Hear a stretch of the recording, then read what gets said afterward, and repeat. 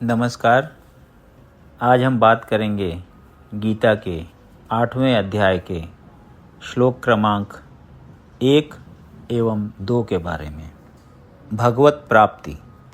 अर्जुन उवाच किम तत् ब्रह्म किम ध्यात्मं किम कर्म पुरुषोत्तम अधिभूतं च किम प्रोक्तमधिदैवं किमुच्यते। अर्जुन ने कहा, हे भगवान, हे पुरुषोत्तम, ब्रह्म क्या है, आत्मा क्या है, सकाम कर्म क्या है, यह भौतिक जगत क्या है तथा देवता क्या हैं, कृपा करके यह सब मुझे बताइए। तात्पर्य: इस अध्याय में भगवान कृष्ण अर्जुन के द्वारा पूछे गए ब्रह्म क्या है आदि प्रश्नों का उत्तर देते हैं।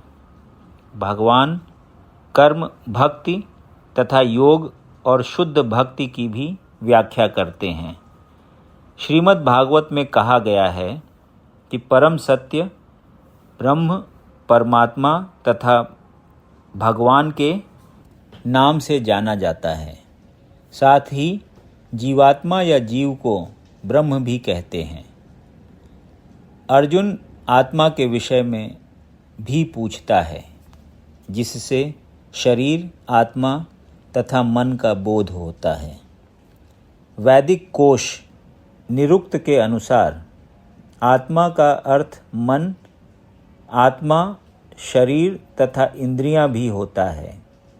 अर्जुन ने परमेश्वर को पुरुषोत्तम या परम पुरुष कहकर संबोधित किया है, जिसका अर्थ यह होता है कि वह सारे प्रश्न अपने एक मित्र से नहीं अपितु परम पुरुष से उन्हें परम प्रमाण मानकर पूछ रहा था, जो निश्चित उत्तर दे सकते थे।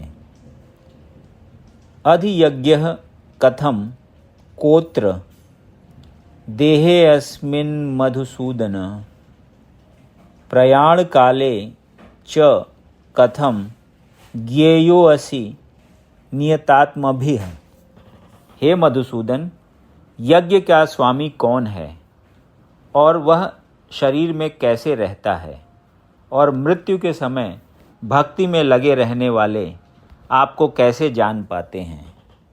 तात्पर्य: अधियज्ञ का तात्पर्य इंद्र या विष्णु हो सकता है। विष्णु समस्त देवताओं में, जिनमें ब्रह्मा तथा शिव सम्मिलित हैं, प्रधान देवता हैं, और इंद्र प्रशासक देवताओं में प्रधान हैं।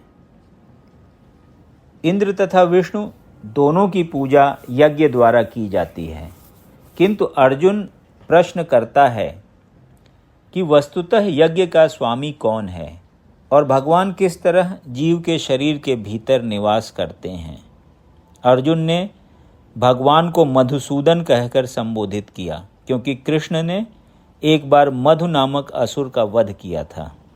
वस्तुतः ये सारे प्रश्न जो शंका के रूप में हैं, अर्जुन के मन में नहीं उठने चाहिए थे, क्योंकि अर्जुन एक कृष्ण भावना भावित व्यक्ति था। अतः ये सारी शंकाएं असुरों के सदृश हैं। चूँकि कृष्ण असुरों के मारने में सिद्ध हस्त थे, अतः अर्जुन उन्हें मधुसूदन कहकर संबोधित करता है, जिससे कृष्ण उनके मन में उठने वाली समस्त आसुरी शंकाओं को नष्ट कर दें। इस श्लोक का प्रयाण काल शब्द भी अत्यंत महत्वपूर्ण है, क्योंकि अपने जीवन में हम जो भी करते हैं उसकी परीक्षा मृत्यु के समय होनी है। अर्जुन उन लोगों के विषय में जो निरंतर कृष्ण भावनामृत में लगे रहते हैं, यह जानने के लिए अत्यंत इच्छुक है कि अंत समय उनकी क्या दशा होगी। मृत्यु के समय शरीर के सारे कार्य रुक जाते हैं और मन सही दशा में नहीं रहता। इस प्रकार शारीरिक स्थिति बिगड़ जाने से हो सकता है कि मनुष्य परमेश्वर का स्मरण न कर सके। परम भक्त महाराज कुलशेखर प्रार्थना करते हैं, हे भगवान, इस समय मैं पूर्ण स्वस्थ हूँ। अच्छा हो कि मेरी मृत्यु इसी समय हो जाए, जिससे मेरा मन रूपी हंस आपके चरण कमलों रूपी नाल के भीतर प्रविष्ट हो सके। यह रूपक इसलिए प्रयुक्त किया गया है क्योंकि हंस, जो एक जल पक्षी है, वह कमल के पुष्पों को कुतरने में आनंद का अनुभव करता है। इस तरह वह कमल पुष्प के भीतर प्रवेश करना चाहता है।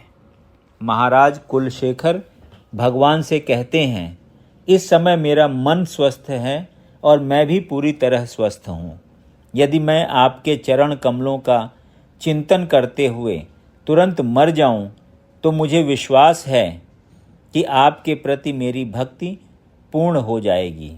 किंतु यदि मुझे अपनी सहज मृत्यु की प्रतीक्षा करनी पड़े, तो मैं नहीं जानता कि क्या होगा, क्योंकि उस समय मेरा शरीर कार्य करना बंद कर देगा, मेरा गला रुंध जाएगा और मुझे पता नहीं कि मैं आपके नाम का जप कर पाऊंगा या नहीं। अच्छा यही होगा कि मुझे तुरंत मर जाने दें। अर्जुन प्रश्न करता है कि ऐसे समय मनुष्य किस तरह कृष्ण के चरण कमलों में अपने मन को स्थिर कर सकता है।